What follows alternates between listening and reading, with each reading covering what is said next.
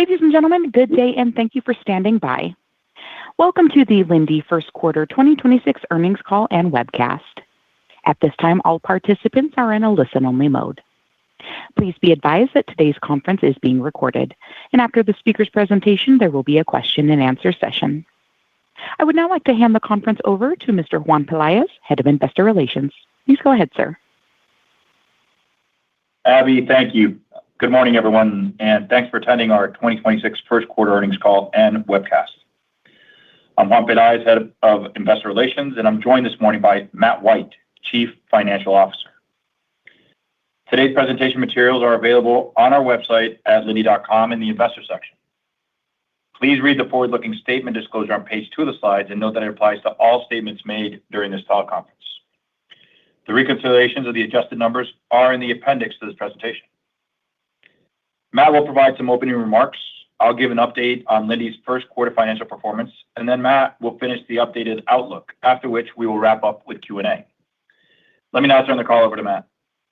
Thanks, Juan, and good morning, everyone. The Linde team delivered another solid quarter against a challenging economic backdrop. EPS of $4.33 grew 10%, operating margins reached 30%, and return on capital remained at a healthy level of 24%. The high-quality compounding growth of our company, no matter what the environment, is a testament to the unwavering commitment of all 65,000 employees to create shareholder value. Given the recent geopolitical volatility, it may be helpful to provide a brief update by end market, which you can find on slide 3. As a reminder, the top half shows consumer-related end markets at approximately 1/3 of sales, while the bottom half represents industrial-related markets for the remaining 2/3. The growth rates reflect price and volume, but exclude FX or M&A. Starting at the top, healthcare at 16% of global sales grew 1% year-over-year.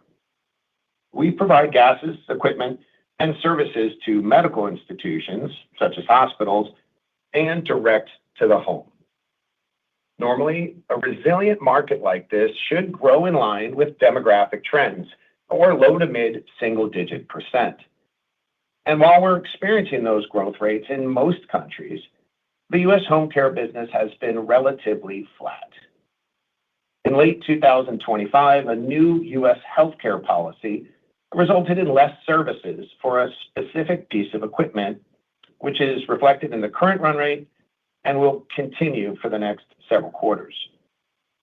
Aside from this particular issue, the rest of healthcare is performing as anticipated while providing a resilient balance to the more cyclical markets. At 9% of sales, food and beverage grew 5% from broad-based strength. The largest contributor is the U.S. beverage business, where we continue to see increased customer need for new services and applications.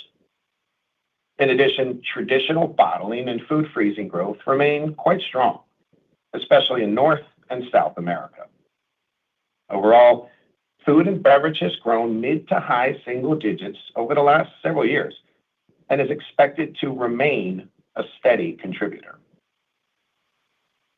Electronics increased the most at 10%, primarily driven by continued investments in advanced chips to support AI. The growth is heavily weighted toward the U.S., China, and Korea, since our substantial electronic sales in Taiwan are excluded as a non-consolidated 50% joint venture. As both the scale and industrial gas intensity continue to expand in this sector, Linde remains well-positioned. We're currently investing more than $1 billion of the project backlog for ultra-high purity plants, which will support the most advanced fabs in the world.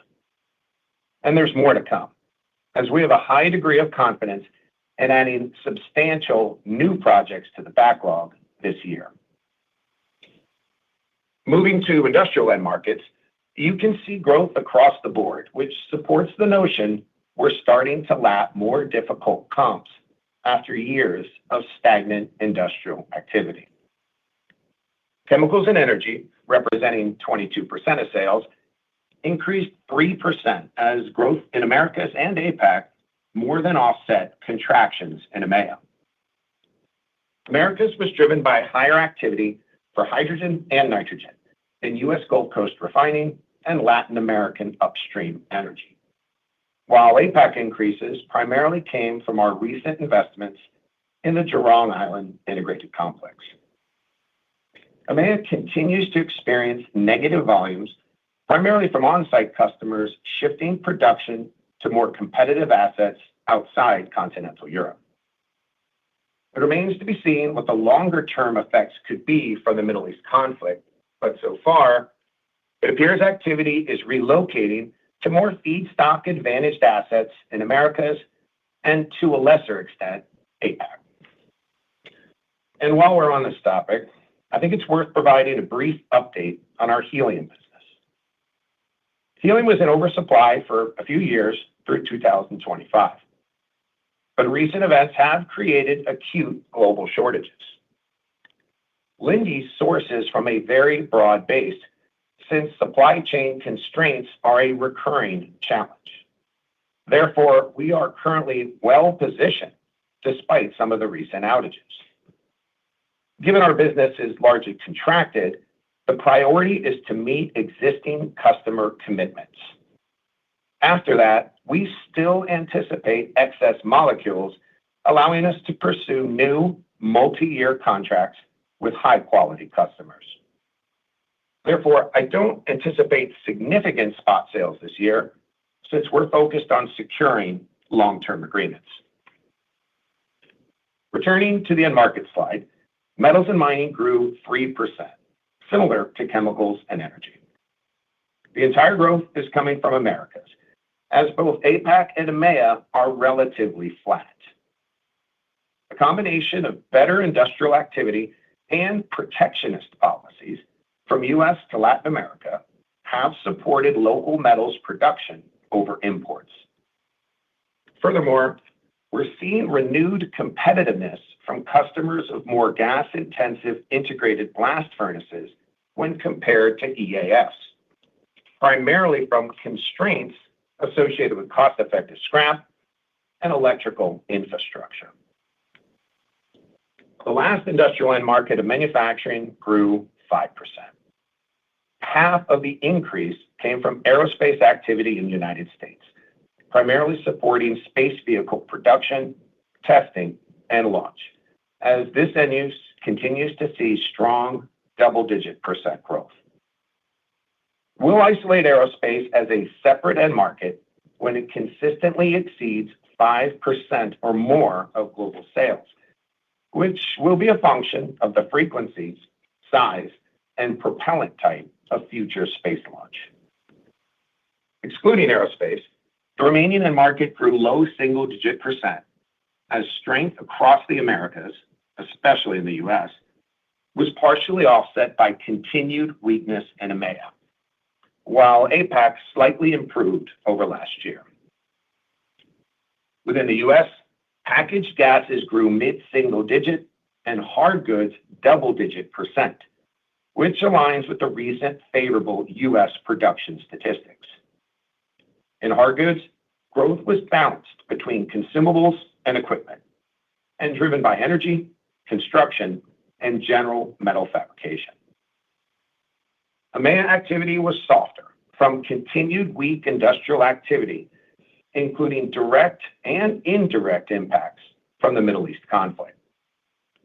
And in APAC, we experienced moderate volume growth driven by China and Southeast Asia. In summary, the portfolio is doing what one would expect. As geopolitical events shift production around the world and secular growth trends drive concentrated investments, our business units continue to adapt and capture their fair share. And while no one can predict how the next few months will play out, let alone the next few years, I'm confident the Linde team can navigate the volatility and continue to deliver high-quality compounding growth. I'll turn the call over to Juan to walk through the financial results. Matt, thank you. Please turn to slide 4 for our consolidated results. Sales of $8.8 billion were up 8% year-over-year and flat sequentially. Versus prior year, foreign currency was a 5% tailwind, driven primarily by the strengthening of the euro. Net acquisitions contributed 1% from attractive roll-ups we've been executing globally. This quarter alone, we signed 9 more bolt-on acquisitions, primarily in the Americas, which will continue adding to future EPS growth. Underlying sales increased 3% versus last year from 2% higher pricing and 1% higher volumes. Volume increase was driven by the project startups, primarily in APAC. Both Americas and APAC continue to see base volume growth, but it was mostly offset by EMEA due to the weaker economic activity in the region. Sequentially, underlying sales were flat as higher pricing was offset by lower volumes, mainly in APAC and EMEA. The lower volumes was driven by seasonal factors, especially in APAC, followed by EMEA, where we continue experiencing weaker trends in the industrial end markets. Price continues to drive underlying sales growth, highly correlated to local inflation levels. Recall that actual price increases are higher for the combined packaged and merchant gases, which represent roughly 2/3 of total sales. Operating profit of $2.6 billion increased 8% year-over-year and resulted in a margin of 30%, similar to prior year. Sequentially, margins improved 50 basis points, driven by management actions in pricing and cost productivity that more than compensated for seasonal volume declines. We expect management actions to continue to support profit growth and margin expansion for 2026. EPS of $4.33 was 10% over prior year, or 5% when excluding the effects of currency translation. We finished the quarter slightly above the top end of the guidance range due to better effects as the business performed as anticipated, considering the many challenges globally. Operating cash flow was $2.2 billion, 4% higher than prior year. Capital expenditures were $1.3 billion, and as a result, our free cash flow was $900 million, which we used primarily to pay dividends and repurchase shares. The CapEx of $1.3 billion was roughly split between base CapEx and project backlog. Have in mind that base CapEx is primarily maintenance and all other growth investments not meeting our stringent backlog definition. For example, current investments to serve commercial space. In this quarter, we started up 10 projects from the sale of gas backlog, mostly in Americas and APAC, with investments of approximately $300 million. Furthermore, we signed 5 new projects that added $100 million to the sale of gas backlog, which ended the quarter at $7.1 billion. Industry-leading return on capital ended the quarter at 23.8%, a reflection of capital discipline, consistent earnings growth, and good backlog execution. Slide 5 provides further details on quarterly capital management. The operating cash flow trend can be seen to the left, with the most recent quarter of $2.2 billion. Note, the first half of the year is weaker due to the seasonality of cash payment timing for interest, taxes, and incentives. For 2026, we anticipate a similar trend as last year. To the right of the slide, you'll find a pie chart that demonstrates the balance across investing into the business and returning capital to shareholders. Disciplined capital allocation is a hallmark at Linde and is something that differentiates us from others. During the quarter, we raised the annual dividend by 7%, making it 33 consecutive years of dividend growth with an average growth rate of 13%. We also repurchased $800 million of stock during the quarter while reinvesting almost $1.5 billion into the business. Our capital allocation model remains consistent across all environments. In periods of uncertainty and volatility like today, a fortress balance sheet is critical, not only to maintain stability, but also to capitalize on growth and share repurchase opportunities as they arise. Thank you. I'll now turn the call over to Matt, who will wrap up with the guidance update. Slide 6 provides the updated 2026 guidance. Starting with the second quarter, we anticipate EPS in the range of $4.40 to $4.50, or 8% to 10% growth. This includes a 1% currency benefit, but consistent with prior quarters, assumes no economic improvement at the midpoint. For the full year, we're updating to a new range of $17.60 to $17.90, or 7% to 9% growth. Like the second quarter, this includes a 1% currency tailwind and assumes no economic improvement at the midpoint. Also note, both ranges do not include any improvements in the helium business versus the February guidance. So any incremental volumes or price would be upside. And when compared to the prior guidance, we raised the bottom by 20 cents from increased confidence in the overall business resiliency. However, we left the top at $17.90 because it's still early to signal increased optimism. There are a lot of things happening in the world right now, and I'd like a few more months before considering a top-end raise. Overall, we had a decent start to the year, but remain guarded until we see more clarity on current geopolitical events. I'll now open the call to Q&A. Thank you. And we'll now begin the question and answer session.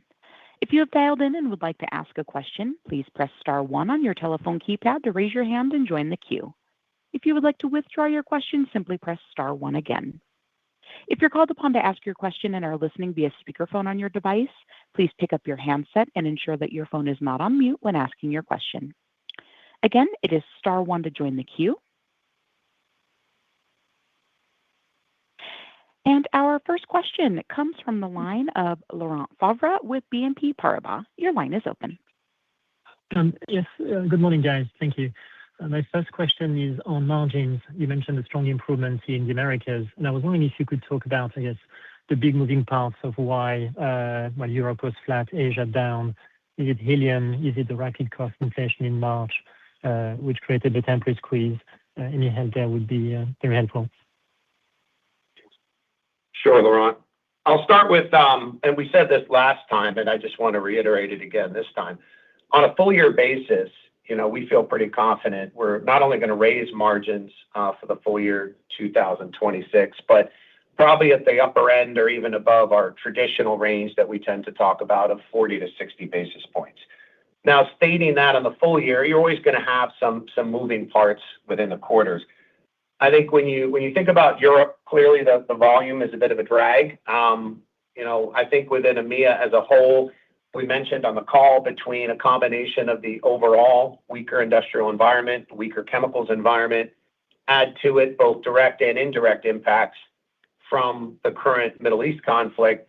We're just not seeing the volume recovery there. But I could tell you we're not happy with the performance. The business team is taking actions to improve that. They know that. So I expect to see some improvements there in Europe. With APAC, we did mention on the backup slides, we had about half of the sales growth was a sale of equipment. That actually is equipment that is connected to long-term merchant contracts and electronics. So that does come with future contracted merchant sales. But that'll tend to be a little bit lower margin on average. It's a kind of a one-off. But also, as you know, Q1 is traditionally weaker in APAC, just given some of the seasonality effects. So I expect APAC to kind of get back up to the 29% margins we saw last year as the team there continues to work towards improving that. So some of it's timing, some of it's just a little bit of some effects on the volume. But on the full year, we fully expect to not only raise margins, but probably the top end or above. And again, this is all ex pass-through, up or down as you know, which is just more optics on the margin and no real effect to profit dollars.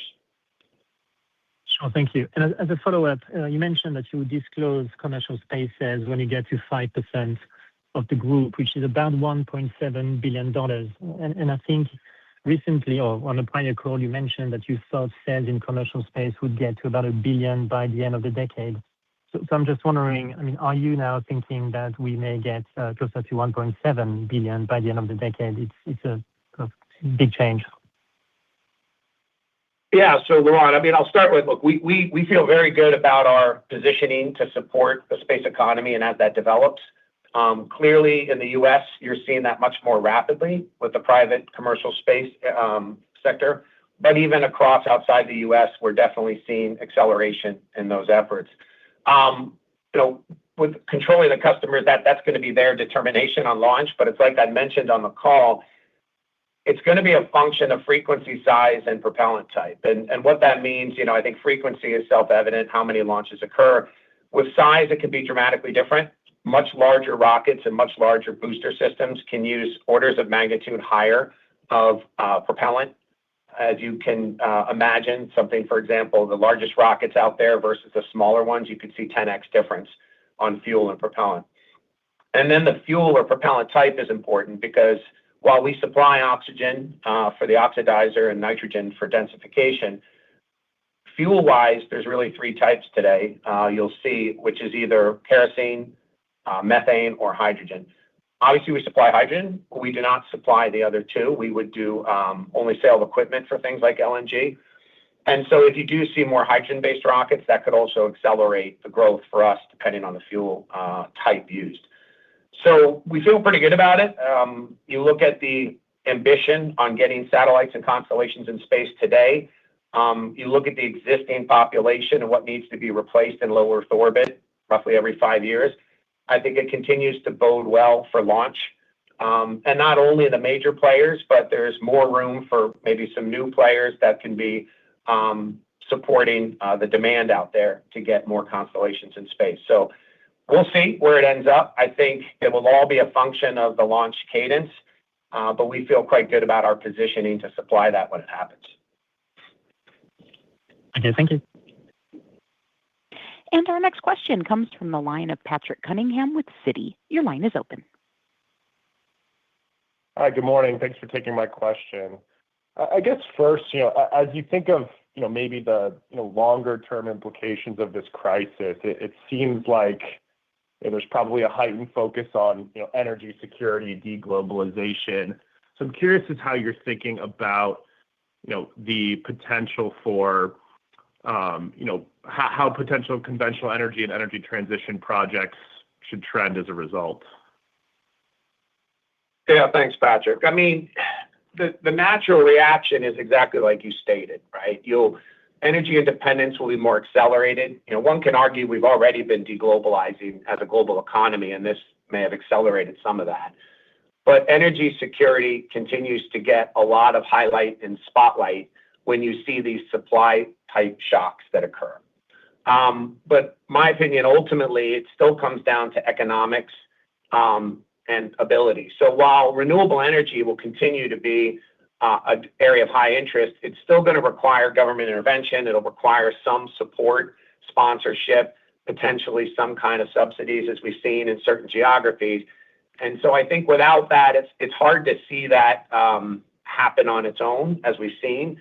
But time will tell. I think as far as other hydrocarbons, I absolutely believe you'll see more of that. Clearly with other LNG in areas that are probably less of concern countries, you could see areas like oil sands of Canada become more interesting again, just given that the exploration risk is almost non-existent. They know the product is there. It's just more of a logistics challenge to get it seaborne or to get it, piped to where it's needed.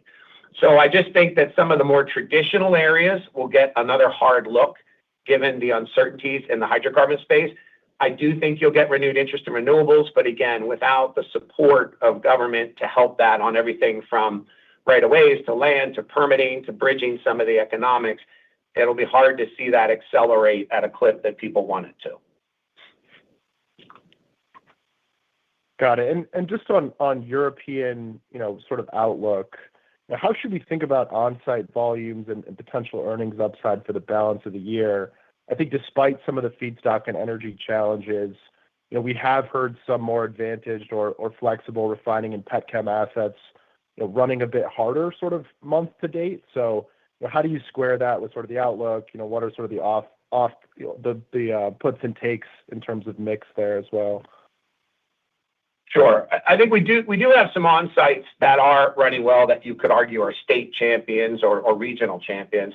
But on the flip side, we've definitely seen some shift production, right? And they're shifting into some of the assets we supply in other geographies, primarily in Americas. I do think part of it also, in Europe right now, in my opinion, you have a bit of a challenge with some of the uncertainties, right, around energy policy, around some of the environmental policy. Clearly, there's a lot of imports, and not just on the base material sides, but on the finished goods sides as well. And so at this point, it's hard to see how all of those factors will create any significant change without some catalyst. And whether that catalyst is some type of restrictive import policy or more clarity on the environmental policy, clearly with the IAA, that could help. I think it just needs that money needs to find its way on the ground. If it does, that could help turn some of that around. So that's, to me, what we just need to see. If we see a catalyst there of some significant type, it should help. And it could be anywhere from maybe some import restrictions to the IAA hitting the ground. But aside from that, it's hard to see a major shift. Great. Thank you so much. And our next question comes from the line of Vincent Andrews with Morgan Stanley. Your line is open. Thank you, and good morning.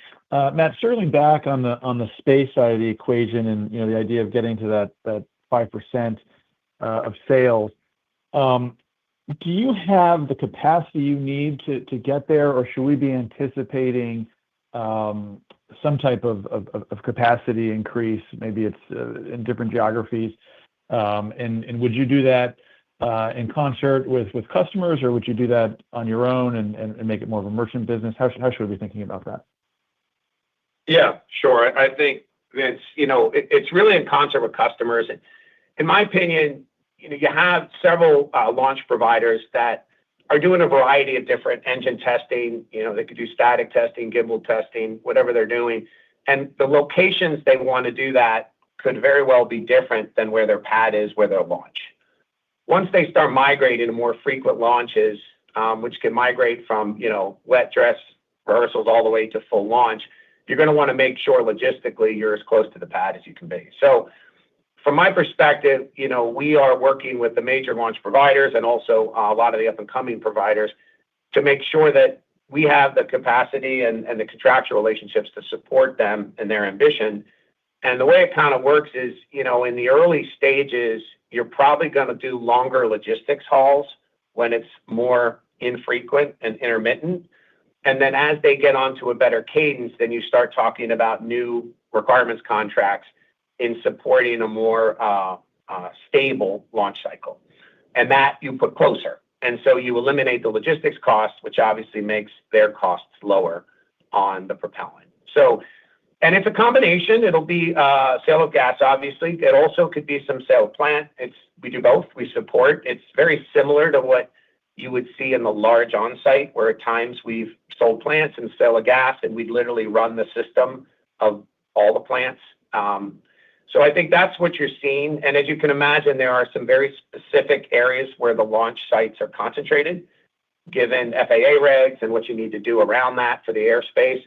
And so that's where we have a very strong capacity today, and we're working to secure more contracts with our customers for the future launch needs. Thank you. And our next question comes from the line of Duffy Fischer with Goldman Sachs. Your line is open. Yeah, good morning, guys. By far, the most incoming questions I'm getting on you guys is around helium. And I know you guys talk about it being kind of a small part of your business, but in the last supply shock we had with Russia, you did see pricing start to roll into some of the contractual business. I guess, how do you see this supply shock playing out differently than what the Russian supply shock did? And how long would the strait have to be closed before you'd start to see some of that pricing roll through some of your contractual business? Sure, Duffy. Yeah, maybe I can level set it with what are we seeing in helium in the first quarter. So I'll start with our helium business. Depending on the time, we're anywhere from 85 to 90% contracted on our customer base. So that's kind of a starting point. And when I look at Q1 year over year, our global helium sales, for the most part, were roughly flat. And what we saw was a couple percentage decline in pricing year on year and a couple percentage increase on volumes year on year. Now, as you know, with the Iranian conflict, it sort of happened 2/3 into the quarter. So one can roughly argue you had kind of 2 months before and 1 month after, based on the date. And what we saw, we've been seeing the pricing rise on the average pricing. So even though we're a few percent below, pre and post that, there is a difference. And likely that price will continue to go up and roll its way through. I fully would anticipate that to happen throughout the year. Separately, our volumes are up, and we've actually already secured some long-term agreements. I fully expect we'll secure more long-term agreements. That is our priority. And that's how I would see that play out. Now, when you think about the helium situation, you have two sort of distinct issues happening at once. You obviously have the Strait of Hormuz with Qatar and their inability to get product out, and also the question of how much capacity is out for multi-years based on damage. Separate and distinct, you have this Russian issue going on, which is probably a little more political in nature. Now, we don't take Russian supplies, you can imagine, but that is having an effect primarily on the Chinese market. That one could fix itself much quicker, as you can imagine. And so that one, we'll see how long that lasts. But I think either way, the way we built the guidance, we just didn't want to take a view either way. We just left it as we had it. But when opportunity presents itself both on pricing and volume, that will be incremental. And that's something we will get above how this is guided today. Terrific. Thank you, guys. And our next question comes from the line of David Begleiter with Deutsche Bank. Your line is open. Thank you. Good morning. Matt, on electronics, I know you're expecting a couple of large contracts this year. Are they still in progress, on the come for 2026? Yeah, David. So consistent, with how the prepared remarks, we have a pretty high degree of confidence that we'll be announcing some here shortly. And, when I think about the project backlog itself for sale of gas, we're sitting a little over $7 billion right now. And I'd look to these being added. And based on some timing of some other projects, I'd fully expect us to have a higher backlog by end of year based on this, higher than the $7 billion and could potentially have an 8 handle on it based on this. So we feel pretty good about that. And that's something I expect in a few months we'll be able to lay out there. Very good. And just on Woodside, there's been some confusion, some conflicting news stories. Can you level set us as to where you stand on that project and what's embedded in 2026 guidance? Sure. Yeah, I think, David, you may recall in prior conversations, when we described this project and other very, very large projects like it, they tend to phase in how they start up. You'll start up pieces and phases. And originally, our expectations were that we'd be bringing nitrogen on mid this year, and then the ATR and what's called the TNS for the sequestration back end of this year. And the reason was so they could make gray hydrogen as soon as possible and then convert it to blue by end of year. And on the nitrogen, we still fully expect that. So that'd be a pro rata, so to speak, startup on the backlog this quarter. But on the ATR and the TNS, that has slipped a few months into essentially Q1 of next year. The construction and subcontractor environment in the U.S. Gulf Coast remains challenging.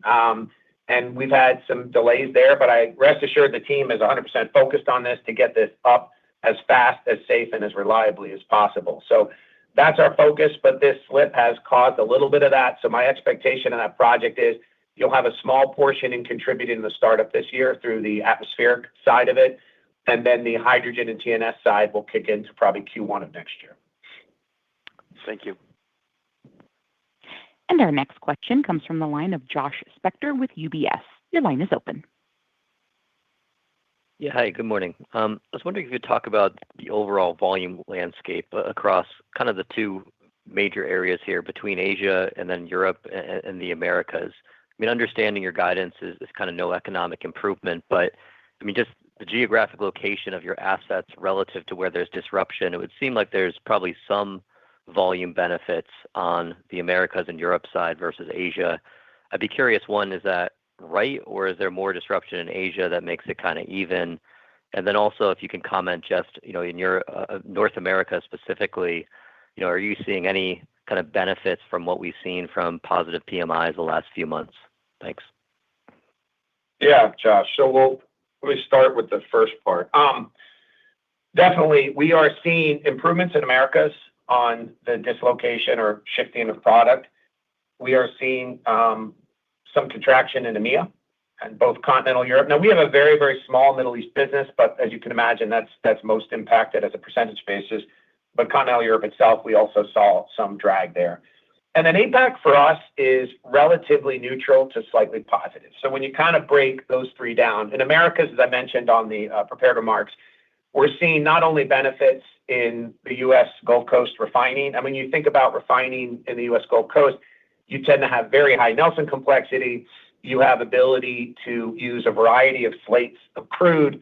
And so given where the 3-2-1 spreads have gone, given their ability to manage some of the crude spreads, I think they're in a very, very strong position. And a lot of their product is supplied via the continent. And so they can take advantage of that, and we've seen that. We've also seen Latin American upstream improvements given the price of seaborne Brent. It just makes it more attractive for them to produce. So we've clearly seen that. In EMEA, you've seen, as we mentioned, some of the chemicals was one of our weaker performing chemicals and energy, as we've seen some reduced volumes on that front. APAC, I think with APAC, there's probably, it's a tale of two stories in the sense that, certain countries are very negatively impacted, but we really don't supply them. When you think about Japan or certain industrial markets, maybe in Korea, where they rely on seaborne delivery for some of their hydrocarbon chain, that is very negatively affected, right? Whether it's naphtha or LNG or oil. But we are really not supplying many of those. We have no presence in Japan. On the flip side, coal to X, coal to chemicals or coal to something in China is actually performing better. And we're seeing that we have several customers that are C to X customers within China, and they do have an advantage in this scenario. So the simple way I think about it is, if your feedstock is coming on a ship, it's probably a tough scenario for you. But if it's land-based, right, either a pipeline or maybe even a rail car, you're probably in a little bit better position. And that's kind of how I would say we're seeing it play out today. As far as, the PMI, yeah, that was kind of per the prepared remarks. Our hard goods business is up double-digit % right now in the U.S. packaged business. Our packaged gases are up mid-single digit. And really where we're seeing that strength is on some of the construction energy side, which you can imagine plays a little bit to some of the hyperscaler constructions and things you're seeing on that front. And so I think that continues to be good. Metal fabrication continues to be strong. So we've really seen that pick up across. And on the hard goods, it's really split between consumables and equipment, which is a healthy split. So I think you're absolutely seeing that positive benefit from the U.S. PMI prints. Thanks. If I could just also quickly clarify a prior question, is that, when you've talked about commercial space getting to $1 billion, my understanding was that was more commercial space launch. You have another $600 million plus in commercial aero. That's more the coatings business. So your prior comments were more that maybe you get to that 5% in 2030 timeframe, maybe. And then maybe your comments today about some of the disclosures is maybe you can get there sooner than expected. Is that the right interpretation, or do I have it wrong? No, I think you're right, Josh. I mean, look, I've used the word aviation within aerospace. And yes, aviation is a very different animal. That's for primarily jet engines. And that business is doing quite well in addition. But, there's always a saying, never give a number in a year, right? But I think we we put something out there to give us enough room to do it. But we feel quite good on not just our propellant launch infrastructure and capability, but even when you get to things like electric propulsion for positioning of space vehicles on things like Xenon, Krypton, Argon. And so when you add all the opportunities together, I think we feel pretty good about our ability to grow this business quite well. And really, like I said, it'll just be a function of the space launch. But you're right that any of those numbers fully exclude aviation or anything to do with land-based, pieces around jets or jet engines. Thank you. And our next question comes from the line of Matthew Deo with Bank of America. Your line is open. Morning. European energy prices clearly up from pre-conflict levels, and I know it gets passed through on-site, but how are you managing merchant and package pricing? Is this going to be something where you go out with structural price or you surcharge? Is it not enough inflation yet to be pushing price more in Europe than normal? And if you are, what should we think about as being kind of the year-over-year price traction for the EMEA market come like 4Q? So Matt, the way to think about it is it a sustained increase in energy or is it a volatile up and down? Right now, so far, it's been volatile up and down. When it's volatile up and down, it is surcharging. That goes up, that goes down, and that's what we're seeing. When you see a sustained long range, then it becomes price, and it starts to work its way into the overall inflation of the market. 2021 was an example, or 2022, I should say. In early 2022, as that evolved throughout the year, you saw a more sustained impact to inflation that worked its way through the entire economy. It started as surcharges. It eventually became price. Right now, it's just surcharges. But if it does stay sustained and you start to see it show up in a lot of the major basic inflation metrics, then it does find its way into price. That's the way I would characterize it today, and time will tell how that plays out. Thanks, man.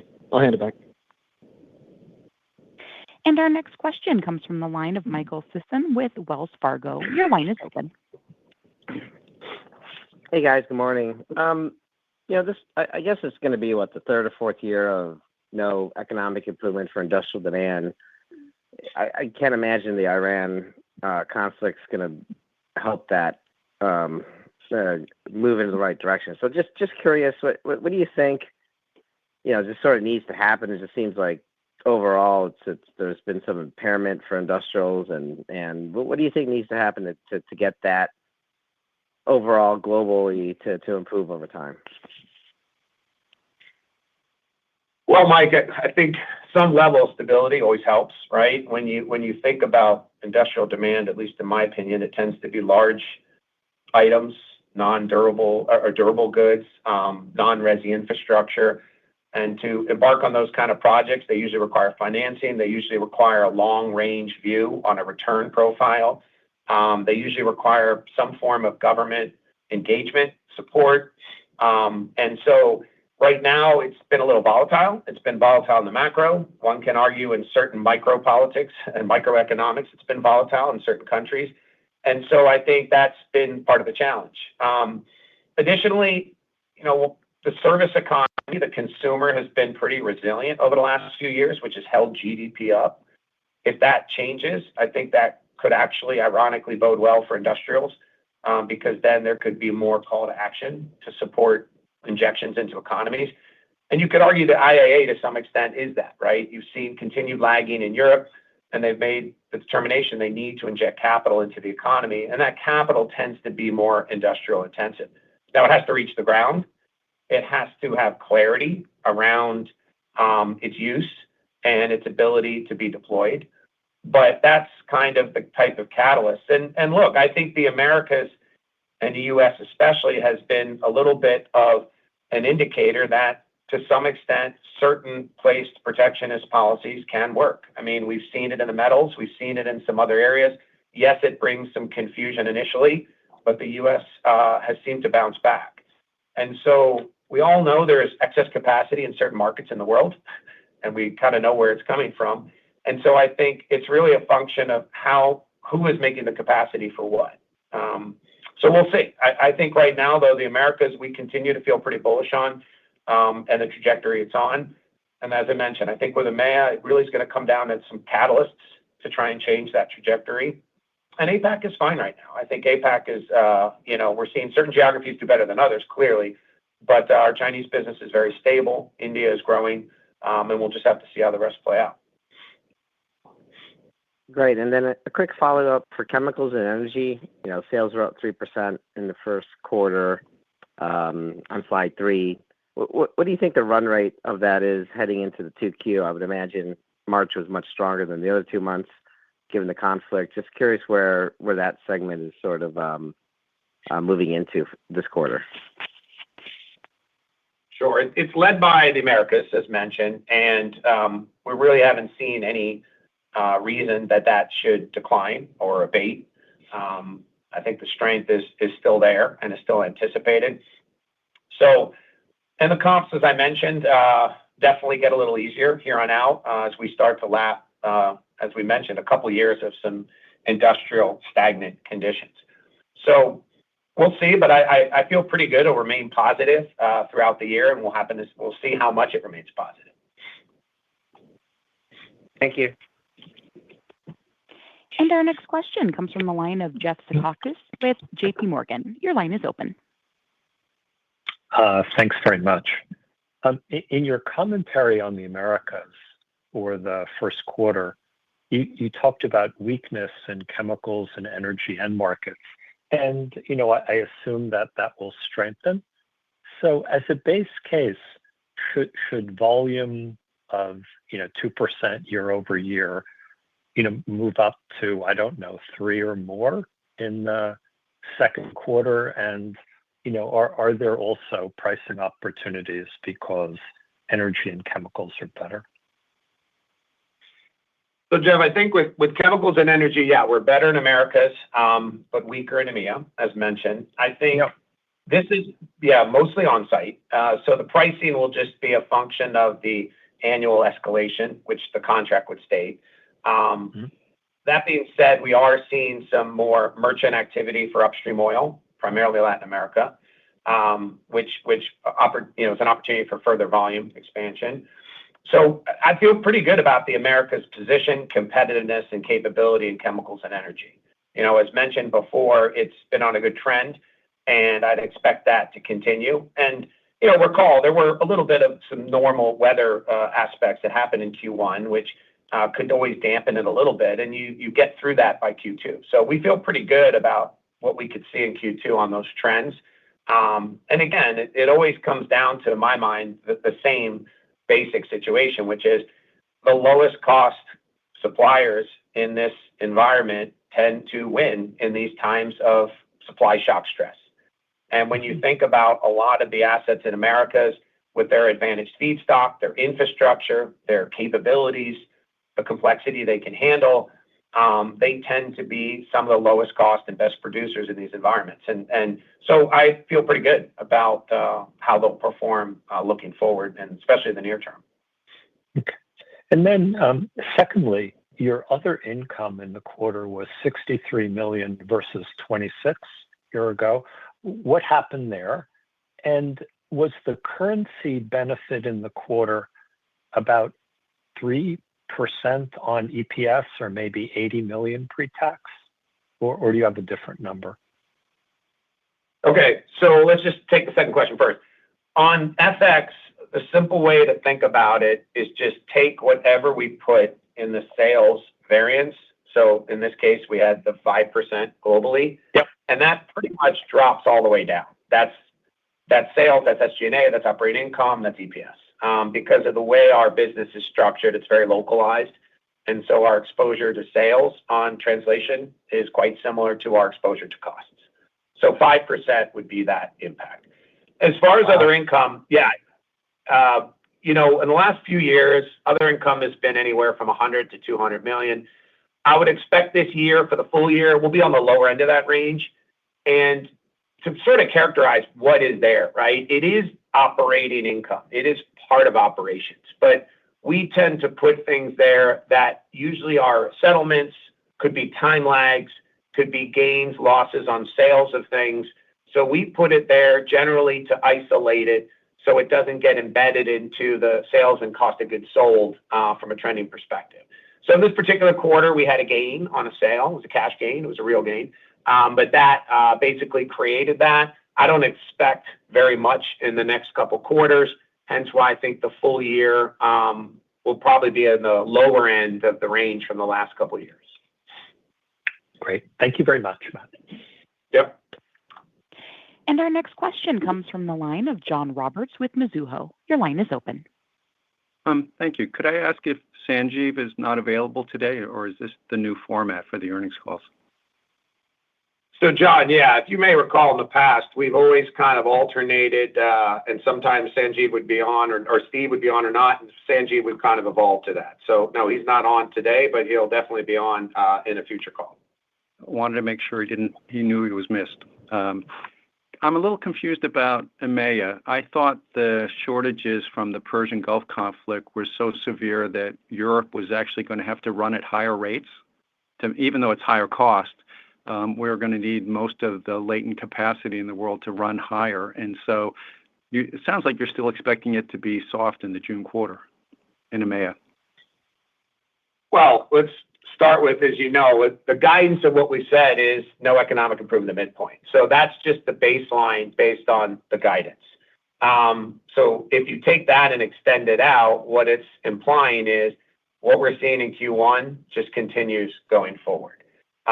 Whether or not it improves, we'll see. But from what we experienced in our EMEA in Q1 on the on-site and chemicals and energy on a year-over-year basis, we saw a decline based on the effects from those operating assets of the customers. Okay, thank you. And our next question comes from the line of Kevin McCarthy, Vertical Research Partners. Your line is open. Yes, thank you and good morning. Matt, just to follow up on the volume discussion, if I look at your Americas number of +2, I think that's the best that you've posted since the third quarter of 2022, which is coincidentally when we tend to think of the onset of the industrial recession, certainly in the chemicals industry anyway. So, I'm listening to you today talk about, hard goods up double digits, energy and chemicals trending for the better. Do you have enough confidence to say we're now on the cyclical upswing, or do you think there's too much war-related uncertainty and potential for an oil shock to start playing offense, if you will, in the Americas? So, Kevin, I always remain a little guarded, right? I think I need to, but I sort of think about it as, we have an engine here with a few cylinders, right? And one cylinder is Americas, one is APAC, and one is EMEA. And we're not running on all three cylinders. So while the Americas, both results and trend, I think, are positive, we're just not seeing that in EMEA, for example, today. So I think to see a true, what I view as global recovery, I'd like to see all three running in the same direction. But time will tell how that ends up. But I feel in the Americas, and like you mentioned, the packaged gases, what we're seeing on some of the competitiveness in the U.S. Gulf Coast, that does include commercial space, as you know. We expect that to continue to post some pretty good numbers. As far as are there offsets to that or not elsewhere in the world, that's the challenge that we need to see to kind of break out of this and start to see global positive volume. So I will say, at the global basis, while we showed 1% global volume, which is mostly our project backlog contribution, we did turn positive on base volumes. It's just not positive enough to round to 1%, but it has started to turn positive. So we'll see if that trend continues and actually breaks out and rounds to a positive base volume. But right now you're seeing puts and takes around the world, and we'll see if the comps lap to where that could be positive. Thank you for that. And then I wanted to follow up on helium as well. I guess my simple question would be, how much incremental volume opportunity do you think may be available, again, through long-term contracts that you're pursuing? Maybe you could speak to your flexibility on sourcing and how much of an inventory cushion you may be able to take advantage of here. Well, I mean, we feel good about our sourcing, and we feel good about our capability to not only meet our current customer contractual commitments, but that we would have some excess molecules and assets to be able to deliver to future new customers. As far as how much, it's really just going to be a function of the extension of this situation and where it goes. But we will be, selective. We want to make sure we get the right kind of contracts that make sense with the right kind of customers that we know will make that commitment to supply. So time will tell. I mean, we've already been able to sign a few new long-term commitments, and we'll just have to see how it plays out over the next several quarters. All right. Thank you. And our next question comes from the line of Lawrence Alexander with Jefferies. Your line is open. So good morning. Two quick ones. Just first, are you seeing in any regions or significant delays in projects where you're seeing kind of the CapEx decisions at least get delayed, if not, even if the underlying production rates are fairly stable? And secondly, if customers have to shut down capacity because of outages, because of feedstock supply issues, whether government mandated or just they can't get the molecules, your contracts don't give them any adjustment for that. I mean, they still need to pay you the same rate or pay the full exit penalty. Is that correct? Okay, so first on the delays, just to segregate, in our backlog, no concern, right? What's in our project backlog right now is moving forward as expected. No concerns on that front. As far as potential new projects to be signed with customers' willingness to go to FID, essentially sign a contract, it depends on the end market. I would say, as you imagine, electronics, commercial space, you're seeing a continued very strong push to move forward with projects and investments. I think when you get to the more traditional industrial markets, it's really geographic specific right now. I think in the U.S., there are a lot of interest for future investments. I think places like India, you're seeing some good positive views, but in other parts of the world, not so much. So that's more of a geographic specific. As far as contracts, I mean, what it gets to is force majeure language. This has been something you focus on heavily in any contractual business. We've worked and tested our force majeure language over many, many decades. Economic is not a force majeure, as you can imagine. And so this is something that we always will work with our customers in these scenarios. But when we build these assets, we don't benefit when things go great. And in the same token, we don't take the downside when they don't. So from that perspective, we are well protected against any type of economic force majeure or other aspects of that. But it's really, something that's going to be a contract by contract review. Thank you. And our final question comes from the line of Arun Viswanathan with RBC Capital Markets. Your line is open. Great. Thanks for taking my question. Congrats on the results. Just quick question on the earnings algorithm. So if I heard you correctly, it sounded like FX was maybe 5% contribution to Q1 of that 10% that you saw. You're guiding to 7%-9% for the year. So do you expect FX would continue to play that contribution for the year's EPS? And if you do fall short of your 10% goal, is there other actions you would consider getting up there, maybe increased buybacks or management actions or anything else that we should consider? Thanks. So, Arun, I think with the algo, as you well know, we have the management actions, we have the capital allocation, we have the macro. If you just take the macro in isolation, yes, we put a 1% FX tailwind in the assumption. I will say, and as you probably well know, we base this number on sort of the first of month forwards, which is about a month old. Right now, spots are better. The foreign currency strengthened since that time. So that would provide FX upside if these spots remained. But we can set that aside. As far as the management actions and the capital allocation, look, we know we need to get back to that 8%-12% range, excluding macro. I think we had a little bit of a drag, as you know, with helium for a period of time. We have about 1% or so drag just on the engineering business from its timing of projects, which is really more just a function of what is done as internal projects that's capitalized versus external projects for a profit. We got to get through those two, and I think that can get us back into that 8%-12% range.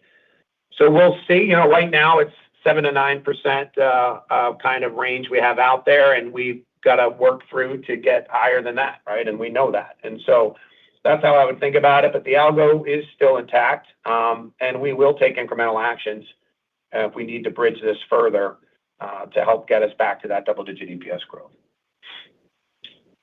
Thanks. That concludes our question and answer session. I would now like to turn the call back over to Mr. Juan Peláez for any additional or closing remarks.